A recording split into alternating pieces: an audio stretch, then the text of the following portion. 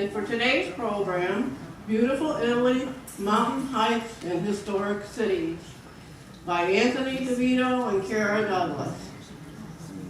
Cara grew up in MAUMEE and after college lived in Minnesota and Michigan before returning to this area.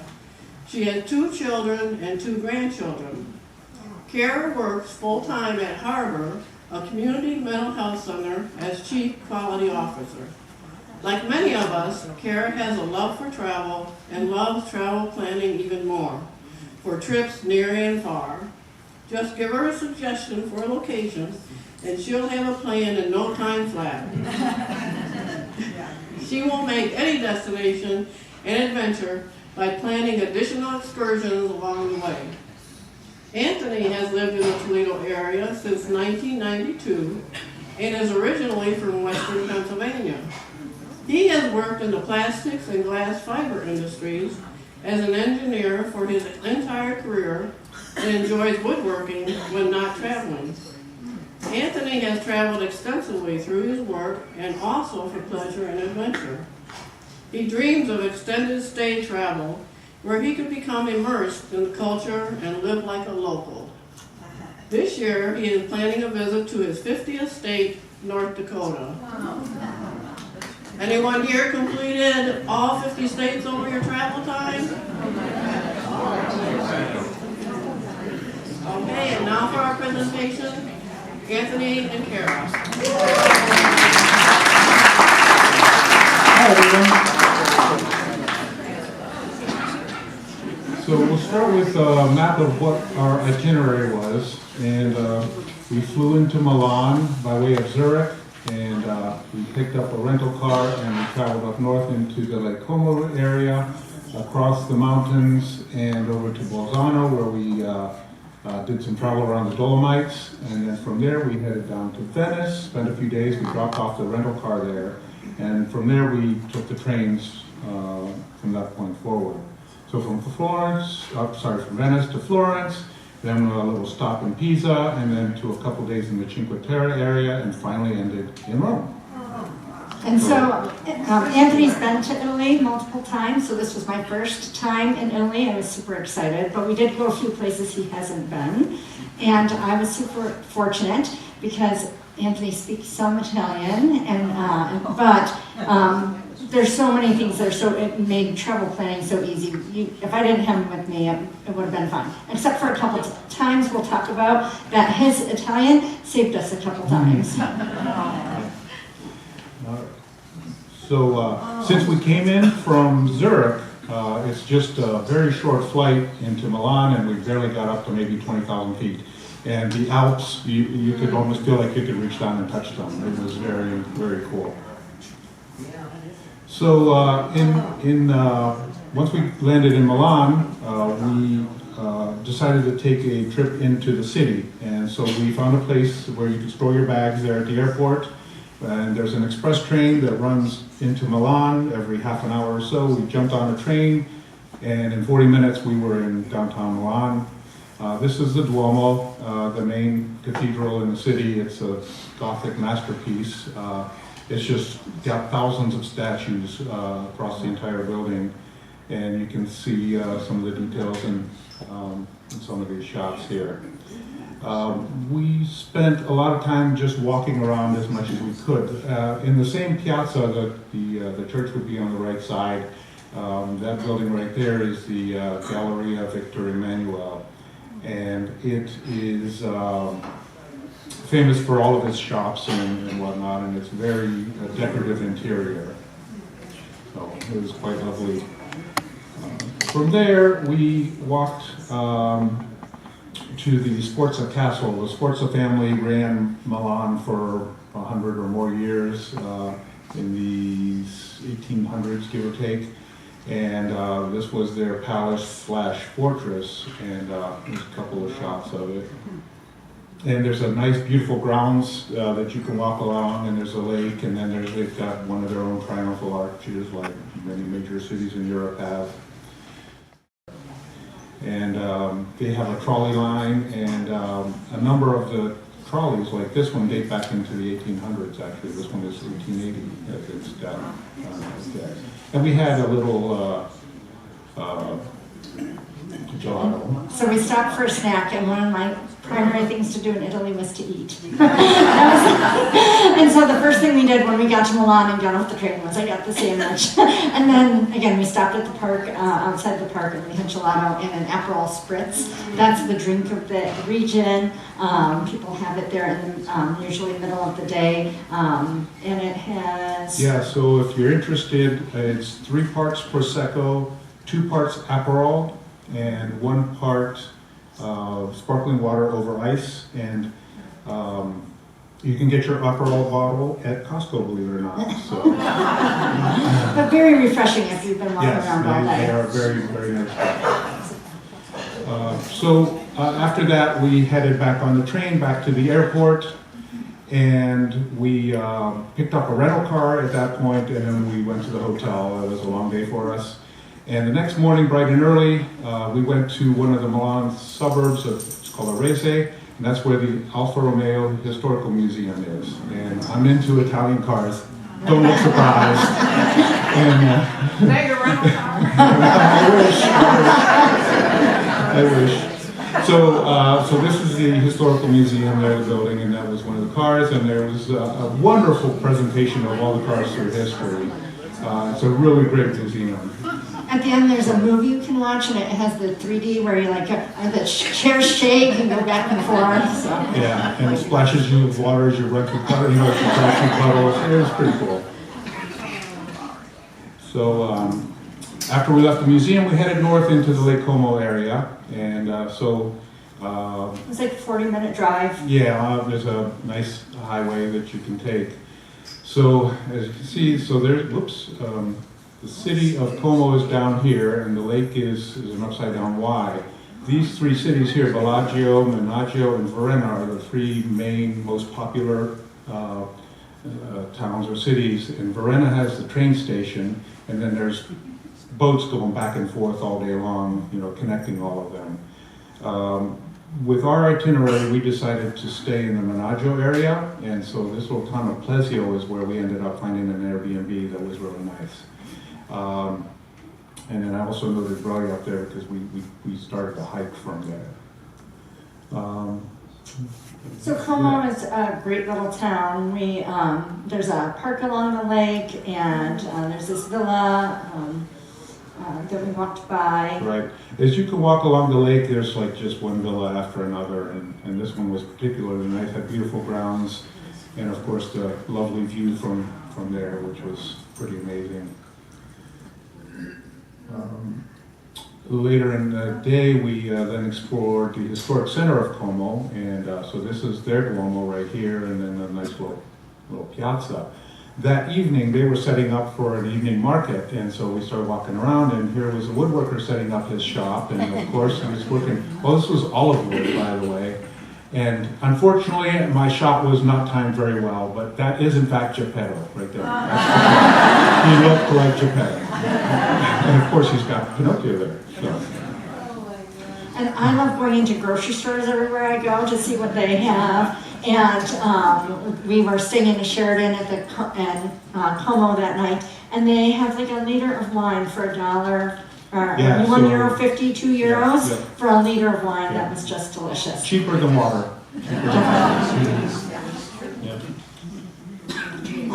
Some gelato during the day, the pizzas. So the first time we went out, we both shared a pizza because it's like a 12-inch. We saw people have, and then we learned like that was a big faux pas. You're supposed to everybody get your own pizza, and nobody took home leftovers. And this is like a 12-inch pizza, but it's a very thin crust, and it was delicious.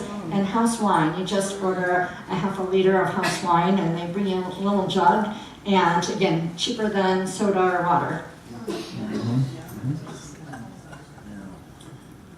The next morning, we had a plan for our first hike, and this was up a mountainside.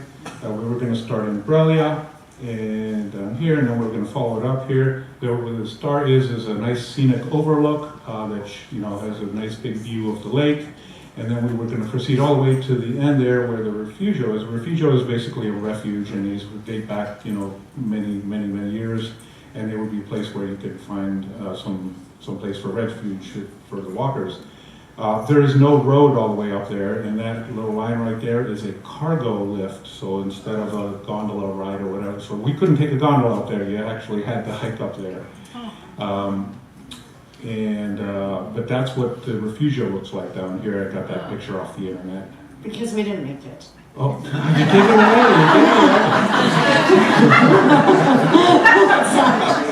And it was a beautiful hike. Yeah, so the hike was lovely. It was all straight up. It was just all and but just lovely. And there was a little restaurant there. There's a sign for the refugio. Yeah. Tells us which way to go. Yep.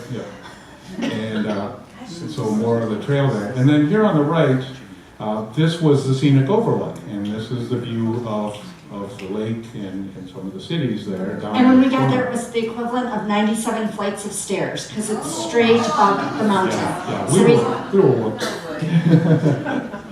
So, but as you can see there, though, the clouds are like at about our level there, and it's starting to look a little misty or whatever, and we actually heard a little distant thunder. And we looked at the radar and saw that. Oh no!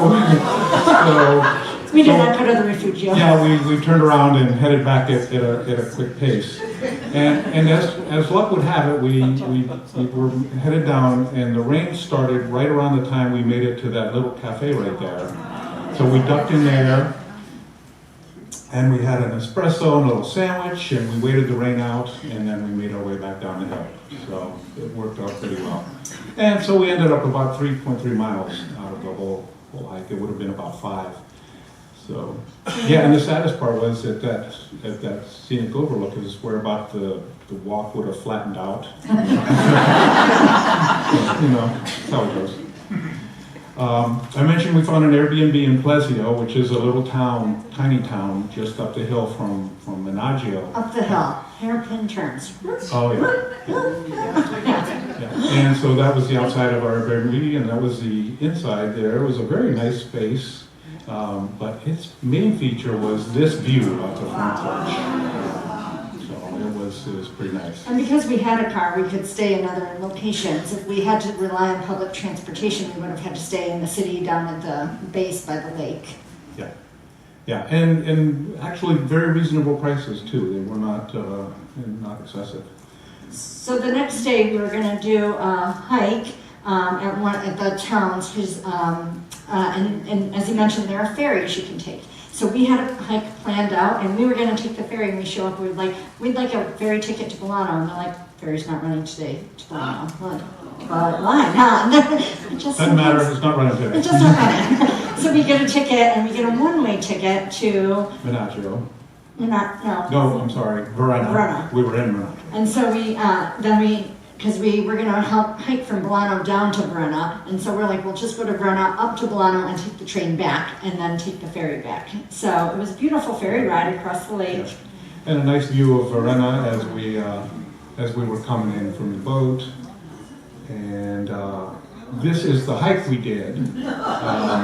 So we started down here in Verona, and we took this trail all the way up here to Bolano.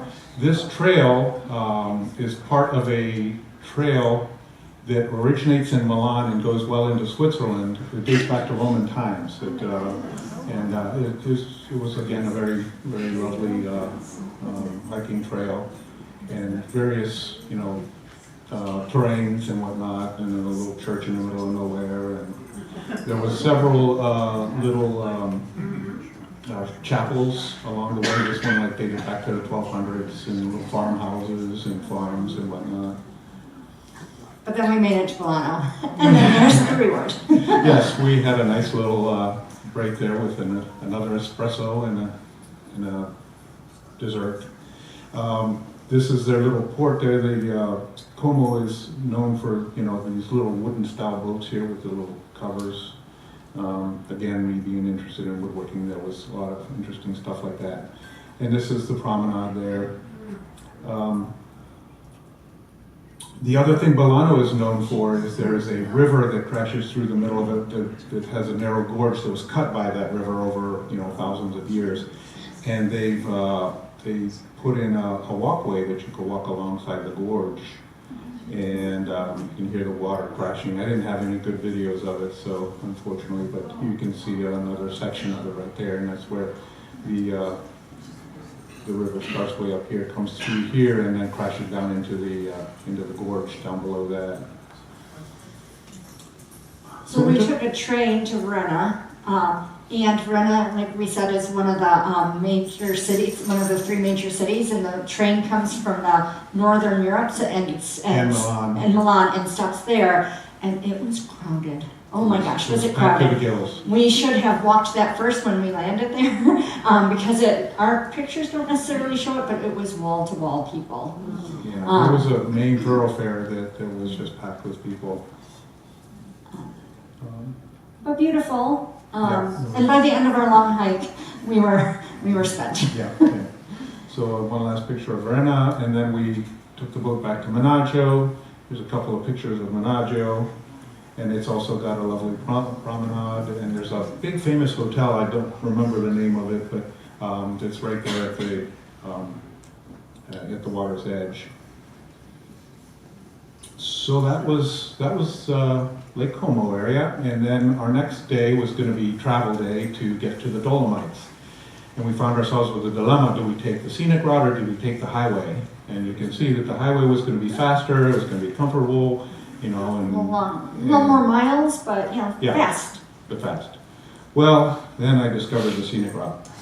And actually it was recommended in the Rick Steves book, and it runs through across the mountains here. There's the Stelvio Pass is right in here somewhere, and then there's a quaint little town called Lorenza right in here. So the plan was we would do that, stop in Lorenza, and then finish the day in Bolzano. I don't know how much Cara knew about the Stelvio Pass. We'll get to that in a minute. But between Lake Como and Bolzano, we came across mile after mile after mile of apple orchards. It was nonstop. And it's an interesting way they grow them. The trees are planted real close together, and they're pruned to be rows like this. And I'm guessing they have some sort of mechanized equipment that runs in between them and plucks, I don't know.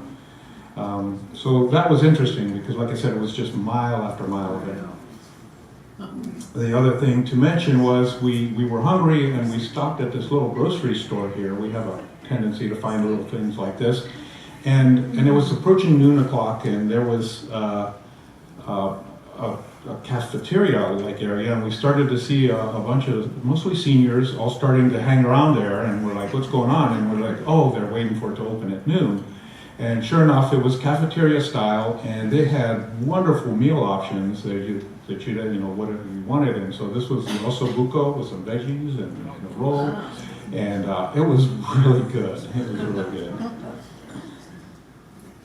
So then we kept motoring on, and we got to the Stelvio Pass. I don't know if anybody knows it, but it's the winding road that takes you up and over the mountains over to the other side. And there were some narrow sections and lots of hairpin turns.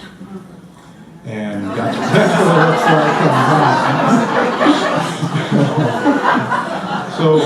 like. So I had a teeny tiny little car, a Lancia Ypsilon, which is, like a Toyota Yaris, maybe even a Kia Soul is bigger than this thing. And horribly underpowered, and I flogged that car all the way up and down those hills. And it's a destination. There are motorcycle riders, there are bicyclists, and then when you get to the top, this is what you see. It's really only about 0.2 of a mile, if that, at the top. And it's not very long, but then it's wall-to-wall people because they were all excited because they made it to bicyclists, and there was crazy trying to park, and as you can see, it was cloudy. The weather had kind of turned bad for us for the next few days, and so it was misting. It wasn't very fun, so we just decided to stop. But I would have had much more fun in this car. It blasted past me on one of the straights.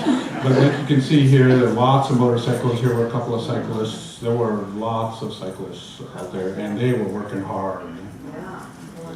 So this is another one I pulled off the internet here. Yeah. So yes, here's take where this that kind of picture because it's a drone shot, but also I took very few pictures, so I was just looking at it. Carried it very well. She did not show how nervous she was.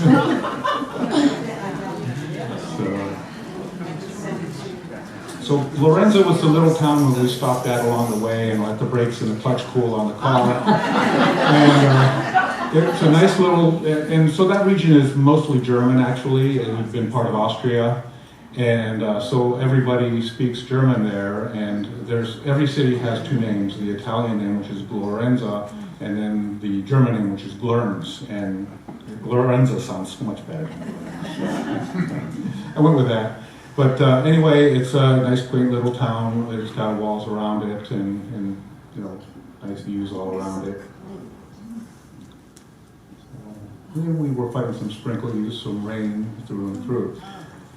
So once we got out of Glorenza, then we ended up in Bolzano. Bolzano is kind of the center big city of around the Dolomite area. It's a good-sized city. We stayed in a hotel outside of town, or right on the edge of town. And we were able to. There was a little train station right nearby. We jumped on the train and we went into downtown Bolzano. And this is their church. As you can see, it's got the tile roof that's similar as you can find in Austria and elsewhere. And so there's definitely some German influence and a nice little monument there. It's also known for its creeks with the colonnades, so you can walk along the sidewalks and stay dry when it's raining. And we caught another market, so there was multiple market stalls and restaurants, and we found a restaurant to eat at and had a nice meal. We were really fortunate. It was blue skies when we got there. We ate under this balcony and then outside, and it was pouring rain. And then it cleared up when we finished. Yeah. And then we got back to the train station and no problems. We were really fortunate for that time. This is Rick Steve's map of the Dolomite area. I wish I had found a better map, but here's Bolzano, and Siusi is a good point to set up shop at. The big one that Rick Steves mentions is Alpe di Siusi, and then there's another one called Seceda up on this side. And these roads are basically in the valleys, and then there's the mountains and the high meadows. And Alpe di Siusi is a high meadow, and so is the backside of Seceda. So we stayed in Castle Rotto, Yes, right. which again, as you'll see, they have both the Italian and the German name. Yeah, right there.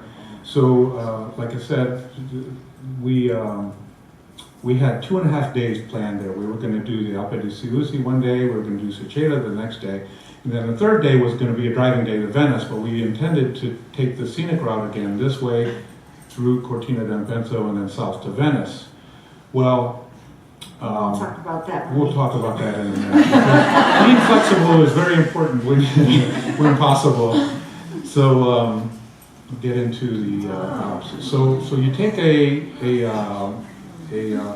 gondola ride. It's almost 20 minutes to get to the top from the town of Siusi down below, and the views are magnificent. Now there were high clouds, so the views would have been potentially even better, but that's the gondola there that you take, and that way down there is where the city is, and it takes you up to the top.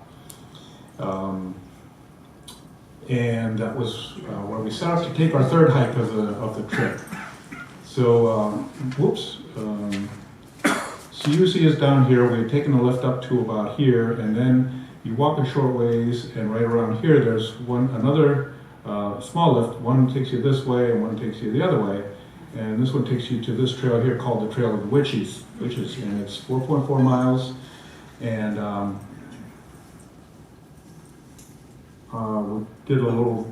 we got an app that does this video and includes the pictures that we took along the way.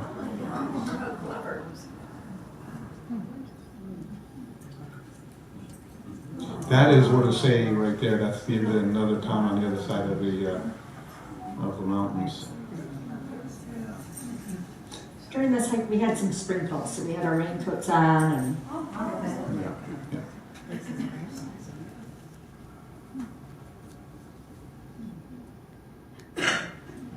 that's one of the huts that along the way where you can Yeah. stop and get something to eat, something to drink. Yeah, and this is all pasture, so you'll see cattle and goats and whatnot, and the farmers they take their flocks up and keep them up there over the summer, and then they walk them down the hill into their stalls and stables that they keep down at the bottom of the hill where they live in the wintertime.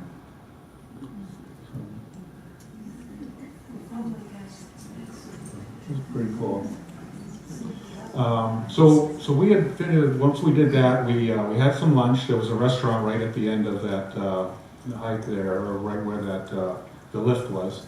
And we had some time, and the rain looks like it was going to hold off, so we thought we'd try another hike. So we took that second lift over to this other spot here, and then this took us about the maybe middle of the meadow or the high plain. And then we started walking in the opposite direction there, and we just picked a, I don't know, 45 minutes or something like that, and thought we would turn around. And again, more amazing views. That was the lift we took, the second lift we took to get there. But as you can see, the mountains and everything. Imagine just getting up and sitting at your picnic table there and having that view. As you can see, this is one of my favorite places in Italy.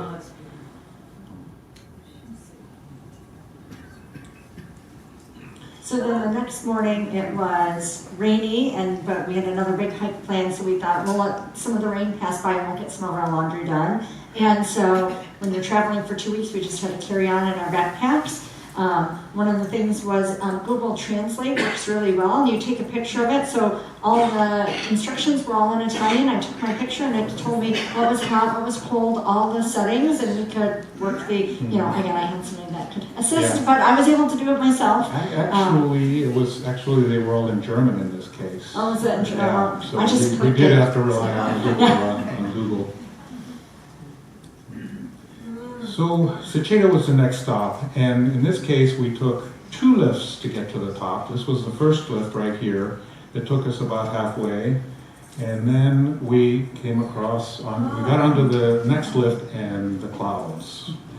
And so we're taking a lift through the clouds, and we get to the top, and this is what the second lift looked like. It's kind of like there's 2 of them, one goes up and one goes down. And they hold like 40 people, I don't know.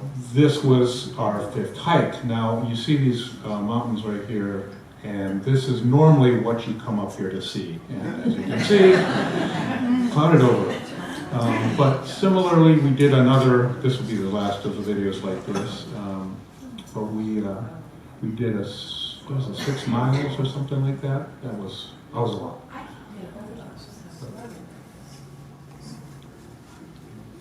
And as you can see in the picture, there's lots of little cutoffs, so you can choose your own adventure.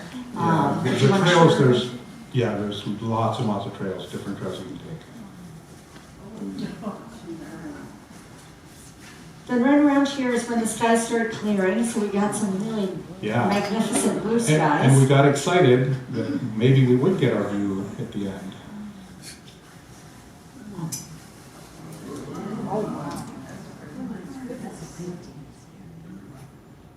There's another hut at the top. We stopped and had some excellent risotto there and a glass of white wine. It was wonderful.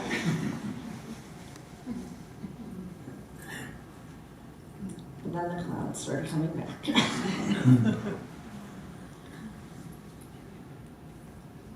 But again, more of these huts. They're just scattered all throughout.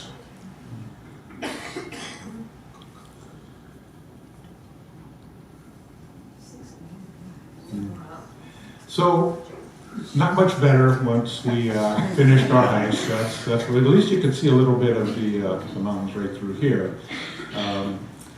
What would we have seen?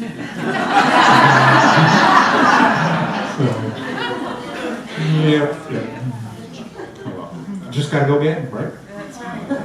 So once we got done, we took the lifts back down, and this is the town of Orsay, and again, a nice little town to stroll around. They had a home market going on. Great sandwiches. Great, yeah. We stopped at a little cheese shop and had some sandwiches. There's a little chapel, a church, and a nice building with some interesting woodwork on it. So then our next stop was going to be Venice, and our whole day was supposed to be Sunday, the 8th in Venice, and Saturday was supposed to be when we did the eastern side of the Dolomites, because we were going to stop on the way. Anthony took the other route. But Sunday, our full day in Venice was supposed to be gusty winds and small hail possible. And we were like, I'm like, I get one day in Venice. We are shifting gears. We cut the hike. We did the fast highway down to Venice, and we got to spend all day Saturday in Venice and Sunday, which was wonderful. So we got to Venice. We returned to our rental car, and then there's a water taxi that Ali Laguna is a boat service that runs between the airport and the city. So we just jump on the boat, and it took us into Venice downtown. With several stops. Most of where we stayed a lot of Airbnbs because it's more personal. You're staying in, right in the neighborhoods, and some of the bigger cities we did stay in some hotels. But the great thing, so the Airbnb for Anthony wasn't great because we stayed at the top. It was a little headroom here. But we had a wonderful little balcony. We did have a nice balcony, so yes. that offset it. And extra steps. Yeah, lots of steps. No elevator. So I had a few things that I'd been to Venice before, but 20 plus years ago. So, but there were a few things I wanted to see, and one of them was this island across the lagoon from St. Mark's Square, San Giorgio Maggiore, and it's got a beautiful church, and it's also got this bell tower. It looks like a small version of the bell tower that's over at St. Marco's Square. And so I wanted to go up there because it's got amazing views of Venice. So we went over there, and the island itself was very nice, and the church was nice. And I walked over to where you go up the bell tower, and they said, well, it's closed today. So apparently they had according to the lady, they said they had storms the week before or something like that, and they were making some repairs. I don't know. But anyway, so I missed out on that. But there's so many other things to do. So one of the things we also wanted to do was just to get off the beaten path. If you're in San Marcos Square during the day, all of the buses, everybody drops everybody off. San Marcos is packed to the gills. We went there first when we arrived, and Yep. it's wall-to-wall people. But then you just stroll a couple blocks over. And it's nice too. You get into a residential area, you see people, hanging their laundry across the way there, and you just feel like you're more in the thing. There's also a nice little park that we walked around. It was very enjoyable. We had to do our obligatory gondola ride. yes, which was nice. About half an hour, another shot there, going underneath the bridge, and then this is on the Grand Canal. There, we actually had a short stretch, and there's gondolas and boats everywhere. And so some more shots of Venice. This is the Grand Canal, Rialto Bridge. So one of the nice things, if you're staying in Venice, rather than taking the tours where you're staying outside of Venice, you get to see the Venice at nighttime, and it was just lovely. There's still not a lot of people, because a lot of people do stay in the city, and so it was not empty or deserted, but nicely, very nice atmosphere.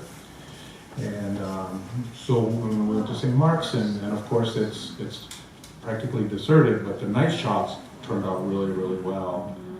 And so that was during nice. the day, that was wall-to-wall. Yeah, it was very crowded. And right here, there's several bars and cafes, and there was one here, and there was a band playing, and it was very nice. And there's the regular bell tower there, again lit up at night.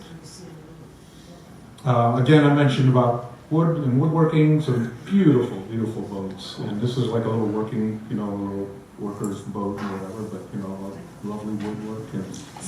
And if you see Rialto Bridge, there's nobody on it, because we knew that the rain was coming that day, and we still wanted to, get some of Sunday in. And so we were out really early. It was early, the stores hadn't opened yet, but, again, you have the place to yourself, or you feel like you're not having to negotiate all the crowds. I'd heard of this place in some architecture magazines many years ago, books, and it's a spiral stairway that's attached to a palace, and it was not far from Rialto Bridge. This was like a stone's throw from where we were staying. But this was a very neat place, and it's now the part of the palazzo is a little art gallery, so you get to see a few pieces of art, and you can go up the spiral stairway and you get a beautiful view of the city from it. Can't go far without seeing a lot of food and gelatos. One of the things that we had read about from people was that you should try to find the gelato places that have their gelato in covered rather than ones where they're showing off all their colorful different flavors, because they keep it colder. And we happened to pick this one randomly. We're like, oh, let's find one on a map, and we got there and there was a line. And I was like, that's a good sign. Yeah, and it was delicious. And you know, there's a little pizza place and great little sandwiches, just a couple of euros a piece, you know, for little sandwiches. Pretty reasonable. I loved Venice because one of the things were like, how do they function without motorized vehicles? There are no motorized scooters, there are not motorized carts. And so, like, this is how they get their Amazon deliveries. It was really fascinating to watch the garbage barge pull up and take the little cart and deliver it into the garbage barge and then put the cart back and then go on to the next stop. So. But it was very neat to watch these guys use these little wheels and big wheels to step up their carts up to one side and then back down the other side. So, but yeah, everything goes by hand. I included this. This is the newest bridge that was built in Venice, 2007, I think, something like that. It's designed by Santiago Calatrava, who's been a famous architect in recent years. And it's kind of, by his standards, I think it was kind of boring. But and there was a lot of the people were not happy about it and yada yada. Anyway, one of the problems with it has a glass floor. You know what happens with glass when it gets wet? Slippery. So they had etched it, which made it better. But now they are in the process of removing all of the glass and going to replace it with terrazzo. So for Venice, it did rain that second day, and we were after lunch. The skies opened up, but we were able to get back, and we just like ducked into small places. But then the next morning when we went to go leave, we're up early. We went to the water taxi, and we're like, okay, we're gonna take the 10 o'clock water taxi because our train leaves at noon. And so, and we get our bags and we come back, and I was like, what's going on? I couldn't read it, and actually my Google Translate didn't do well, but then my travel partner said they were on strike. Yeah, so, and here's the best part, they were on strike between 10 and 4. And it makes perfect sense, because they have all the workers can take the vaporettos to and from work in the morning and evening, but then, you know, have their strike or whatever they wanted to do. Thankfully, we had 2 hours, so we were able to walk to the train station. Yeah, but we walked. It was a long walk, but not bad, and we got there in plenty of time, so it was never a problem. But so that's the Frecciarossa, and Italy now has a high-speed rail network that runs between Venice, Florence, down to Rome, and Milan, and so you can move about the country pretty quickly and comfortably. So we got to Florence, and another gem of an Airbnb that we found, again on the top floor, with a lovely balcony, and with a view like that. And you have to, their bathrooms aren't very, widely available. So sometimes we would be back in our neighborhood and I'd be like, do I want to pay for an espresso so I can use someone's bathroom, or am I going to go up 4 flights of stairs to use ours? I don't know, sometimes it was the espresso. But this was lovely because we were able to do some laundry. They had laundry rack, we were able to hang it outside in the sun, and the views were spectacular. Not far from us, so we were kind of northeast of the train station, and between us and the train station is the Mercato Centrale, the central market, and it's had a whole bunch of eating establishments, and there's a little cooking class spot where you can take cooking classes. And outside stalls. Yeah, and then all the leather vendors are lined in the street outside. So the Duomo in Florence is there on the left. It's marble is second to none around the exterior, and that shot I took from this little cafe here, which is a combination music themed, and so it had there's a record store and a cafe all at once. And we went up the steps to this little balcony here, and you had the view of the piazza, and that's where I took that shot there. standard shots everybody's seen typically of Florence. There's the Palazzo Vecchio, the old palace, and the Piazza Signoria right here with the statues and whatnot. Back here is the Uffizi galleries with some world-class art, and we did not do very many museums on this go-around. Kind of the idea was more to get the ambient feeling of the cities.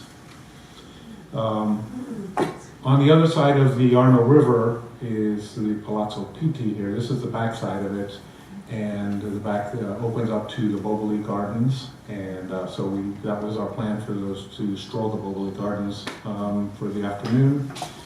And so here's a couple more pictures with views from the gardens.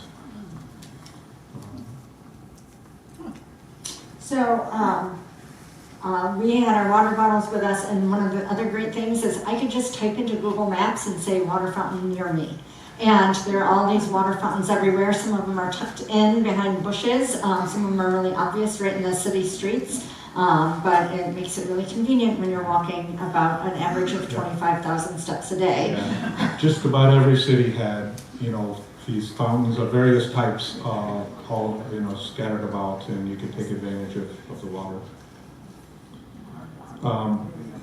This is a view from Piazza Michelangelo. There's a scenic overlook. There's a copy of the Statue of David up in that up there as well. And the crowds all gather for sunset to watch with the city bathed by the golden light of the sunset.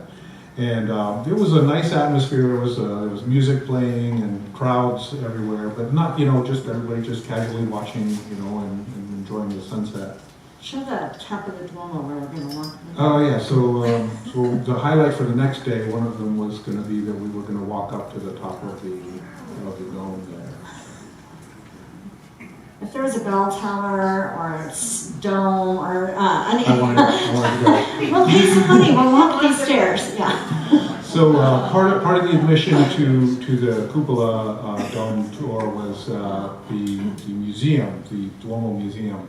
And amazingly enough, the church, most of the nicest stuff in the church is actually in the museum. So when you actually go inside the church, most of the significant art and statues are actually in the museum. On the left, like the baptistry has these famous doors by Ghiberti, and it took them like 30 years to make this door. And the original is in there, and it's extraordinary detail, and the amount of work that he put into it is amazing. And this is, that's a piece by Michelangelo, one of his later Pietas. And then they had a lot of information about how the dome was built. It's two domes, one inside the other. So it was kind of cool. So across Florence, we had COVID, they had the plague, and so that people could still get their wine all around Florence are these wine windows. A lot of them are sealed up, but you can, again, Google Map to say, where's a wine window near me? And then you can have them slide a glass of wine out to you, and you can stand in the street and drink some wine. I don't remember seeing wine windows during COVID. No. Those are predated COVID by a lot of years. So later in the day, we had our scheduled time to get do our dome walk, and this is where the dome starts to curve up, and there's this walkway, and this is the painting that adorns the So you take the first set of stairs up to that perimeter, and you get to walk the perimeter of the base of the dome first. Yep, it's a long spiral staircase that you take to get to that point. And like I said, the artwork is amazing, and when you're up there, it's right there. You have the best view of it. Yeah. There's a nice piece of stained glass from one of the windows, and then this is the interior of the dome. And you walk between the two, the two layers there, and you it's all slanted and crooked, and it was a total of 463 steps. It was a lot of steps. But something to see interesting. See this herringbone pattern here is set with the stone with the brick vertically. That was the secret to the success of making this dome as big as they did back in the day, because this was the biggest dome ever built up to that point. The Parthenon was the biggest one before that, freestanding. And here's the view from from the top there, and that was pretty nice. A couple of more shots. This is the, I don't remember what it's called, the top. And a few more views. Once we got back down, and did some more walking. There's another market area that everybody sells leather goods. It's not like it used to be. Now it's very commodity, and you don't know where the leather is really coming from, so you never know. I mentioned that we had crossed the Arno River. This is the Ponte Vecchio that you can take across the river. This is lined with some jewelry stores and whatnot. We did want to spend some time in the Tuscany region, and we didn't have a car anymore, and it's not really train friendly, so we decided to take a bus tour. And so we had a whole day trip on a bus, and we hit Siena, San Gimignano, and Monteriggioni, and it included a lunch and a wine tasting at one of the wineries. So this is a shot of Siena here. One little note to make here is these flags. If anybody's familiar with Siena, they hold an event called the Palio, and Siena radiates out like in spokes, and each of these spoke sections are a different area and a quarter or whatever you want to call it, the neighborhood, and they all have their own flag and mascot, and there's a huge rivalry when they hold the Palio. But getting back to the bus tour, the first stop we made was San Gimignano.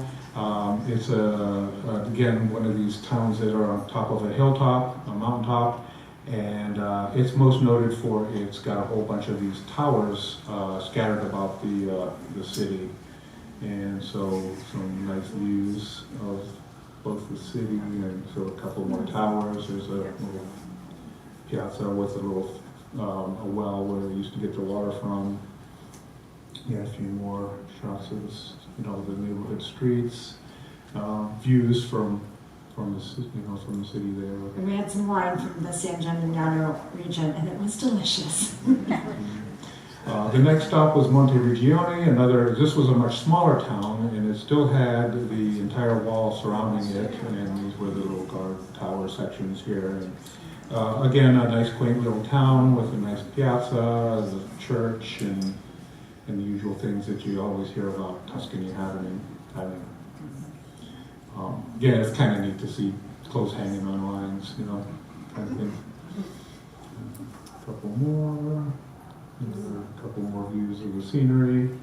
Our little, the winery was not a little winery, it was a pretty big operation, and they were handling a whole bunch of people from various tour buses. So these are the tanks where they are, holding the wine as it's going through its processes. And they gave us a little toast, prosecco, and then we had a meal, and we had a good pasta, and we had several wines to taste with it. Plus, this was the antipasto, and then a little dessert, and it was okay. Lastly, it was okay. Lastly was Siena. And Siena is a beautiful city, and again, lots of history to it as well. It competed with Florence at one time. This is the center piazza where the Palio is held.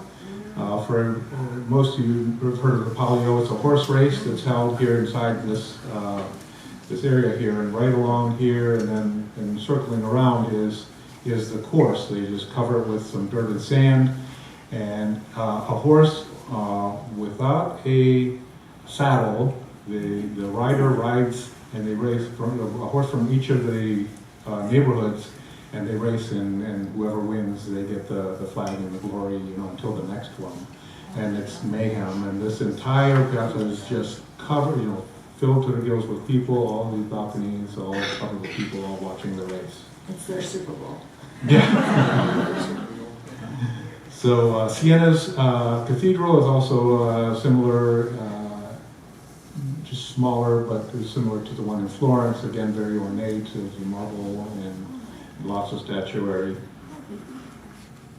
A couple of shots of the various streets and views that we had as we were walking around. Again, one more here. So, that was our day trip, and we were done with Florence. So The next morning, we got up early and took a morning train to, we were on our way to Cinque Terre, and we stopped at Pisa to see the Leaning Tower. And we got there early, so we needed a snack.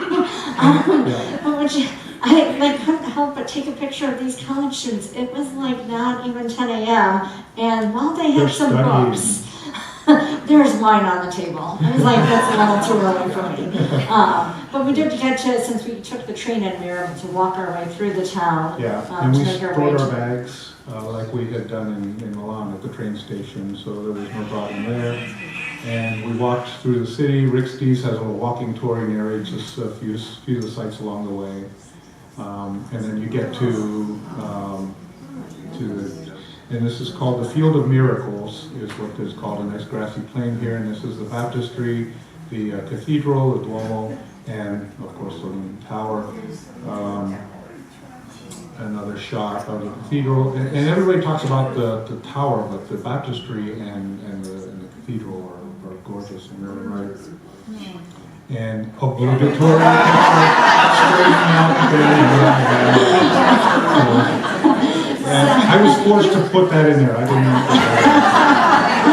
know. But when you go into the tower, you walk in the floor because it leans. You really are on the floor, and it's crooked. It's like and you can see the uneven wear. The wear is on the side, rather than the middle of the step. It's over to the side, depending on which side of the tower you're walking up at the time. He didn't put how many steps here, but there were a lot. Yeah.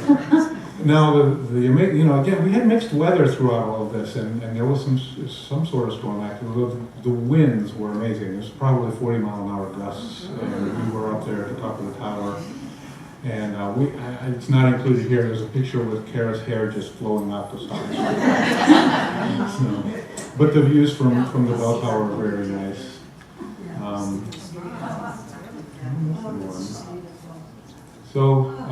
Again, that was the last of the trip from Pisa. And picked up our bags from the station, and then we took the train to Rio Maggiore. Cinque Terre is an area Anthony hadn't been, and I was super excited about going to. It means five Earths, five lands. Yeah. And so you can stay in any of these, but because we were coming from the south, we decided to stay in Rio Maggiore.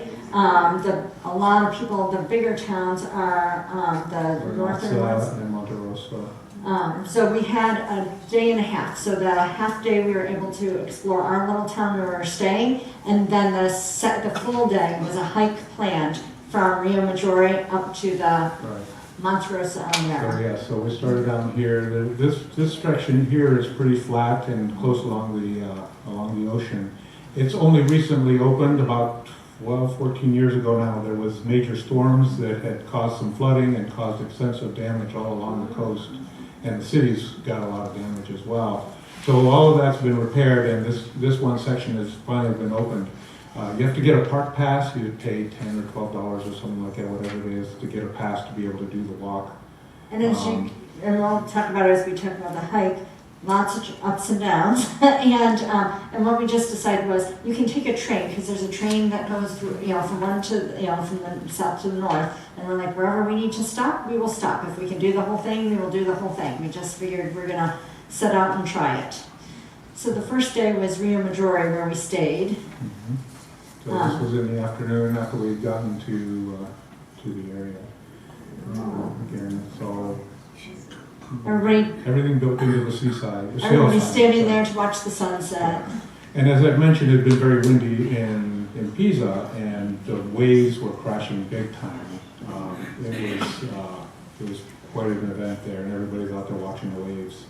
And you can see them here rolling into where they launch their boats, everybody pulled their boats in. More views of the city, from the area there. And this is, like I mentioned, it's called the Via del Amore. Because we stayed in the town of Rio Maggiore, we were able to get up early. As you see, no one's on it, so we were able to get an early start. Otherwise, it doesn't open until later to the people that took the trains in. Right, and especially anybody who wants to do the entire trip, or the entire walk, you do have to get started early. In the summertime, it gets very hot. And we were there in the fall. It got warm, but never uncomfortable. And because we were staying at the south part that isn't as crowded, and started early, the first third of our trip was not crowded. As we got closer to the larger cities and people might have only been doing those sections, some of the trail got crowded. We'd have to slow down, we'd really have to wait because it was like a little treacherous and you could only do single file. So a number of shots along the way on the different terrains and steps that we're walking on. So all of these hillsides are terraced, and several hundred years ago the farmers all farmed this and they terraced all of these hillsides, and we were actually walking along some of these terraces. And there's some effort now, these have been abandoned for years, but there's an effort to get some of these restored, and there are some farmers now using them in farming. And you can see some of the terracing here. And so this is a picture from up high, and then you hike down into Yep, the towns, and then, because the towns are all at sea level, and then you hike back up to get around to the next town. Nice views. So here's an example of some terraces where they were growing wine, vineyards, and growing grapes. And so this was the town of Renazza, and then finally Monte Rosso al Mare. This is the only town that has an actual beach that's pretty usable, but it was cold and there was nobody in the water. And then we did not explore this town much. By the time the We were hike was tired. done, we're like, okay, we've been to the town, okay. Because the length of the hike, they say, really varies depending on how much you explore each town. Because once you get to a town, you walk around the town, and so for this one, we did not walk around much. Right. We hopped on the train and got Yeah. back. So the alternative to the train too is there is a boat ferry that, boats run along the coast there from town to town. But the way the boats are,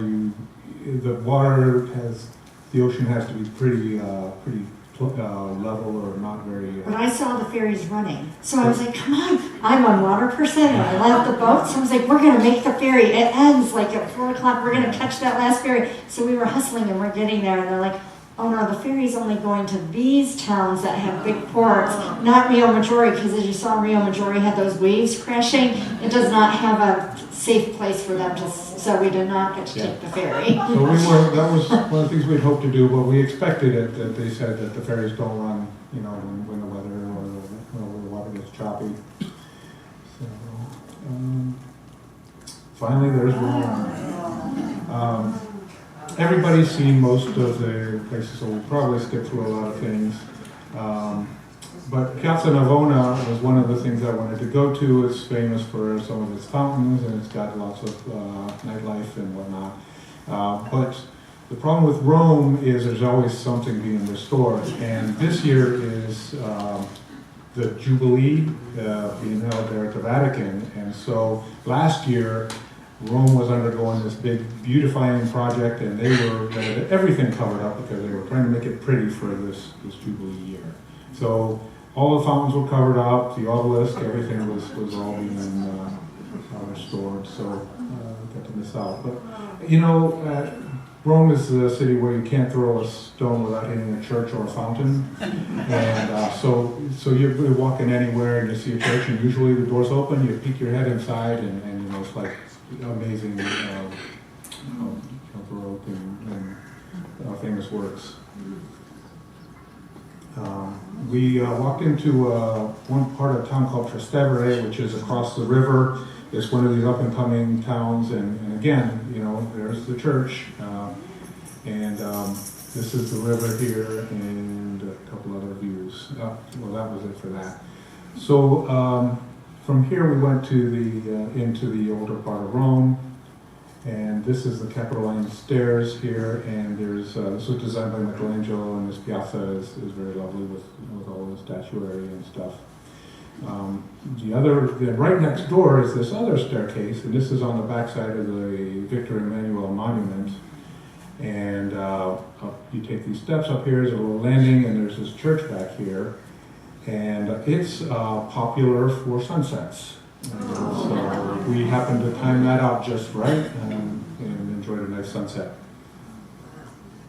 This is that church. It's a plain black brick building there and a beautiful interior. The next morning, again, it's, if you want to beat the crowds, get there early. This was 8:30 in the morning and it's already crowded. And so this is the Trevi Fountain. And that's us there. We did our coin toss as we're supposed to do. And you see all the brides or people all dressed up. Instagram models everywhere, taking their selfies. The other high point for me, something I wanted to see that I didn't get to see in past trips, was the Pantheon. And so we got to tour the Pantheon, and it's beautifully preserved. It became a church, so that's how it managed to remain intact as it did after the Romans and whatnot. But it's got an amazing ceiling. And this was the biggest dome. It's concrete, and the biggest dome ever built up to the time that the Duomo in Florence was built. And there's no glass over that. It's Yeah, all open. So when it rains down in. And there's a drainage system built into it, and the water goes away easily and quickly. And then we did a tour here, and so our tour guide gave us a lot of things, and they said if you stand right here and you tip your head down and you take a selfie of yourself, you can be a saint.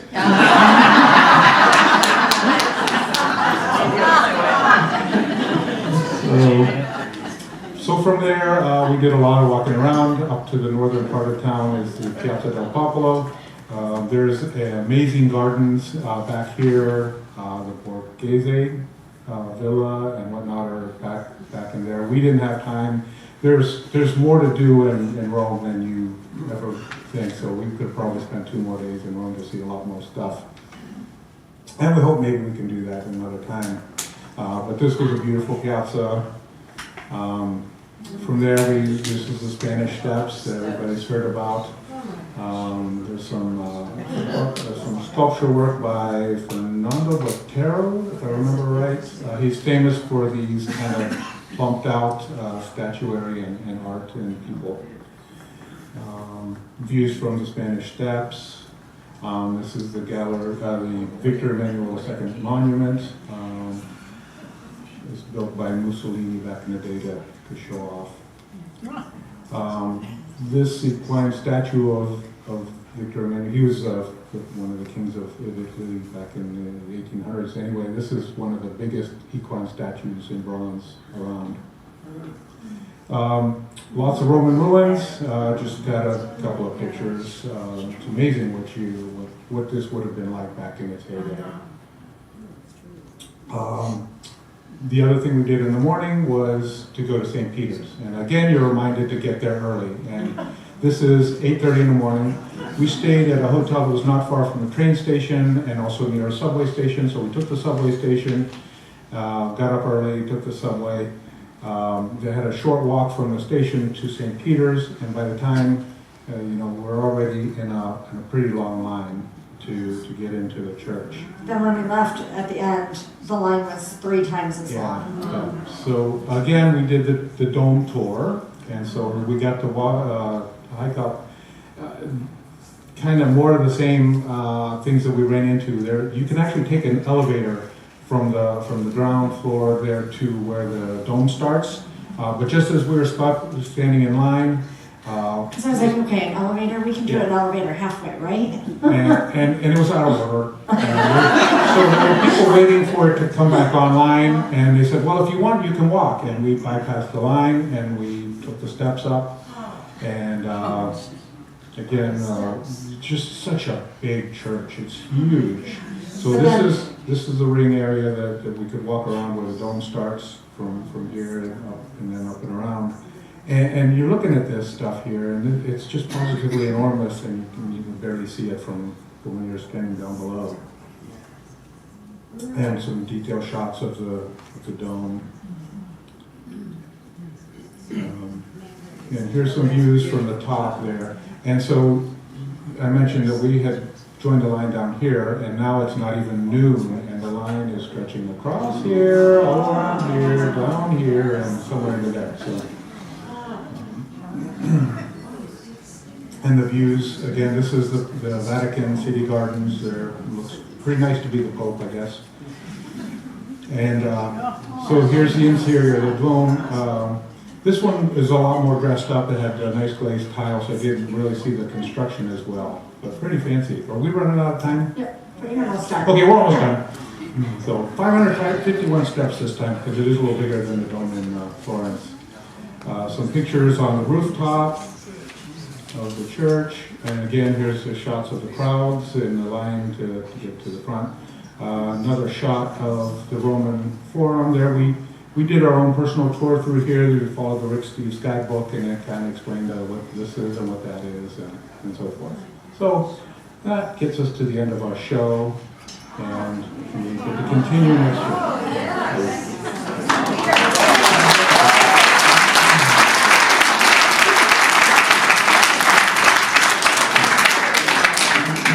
Any questions?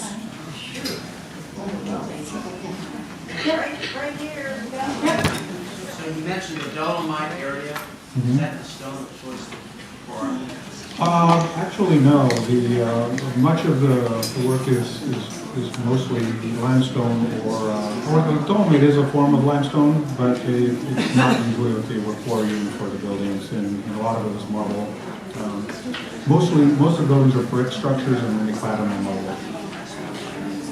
Do you prefer the dome at all, or you prefer earlier? Yeah, summers get extremely crowded and very hot. So either the spring or the fall is the preferred time to go. Bill? Yeah. The tower, would be for defensive measures, that would be all those towers were all about.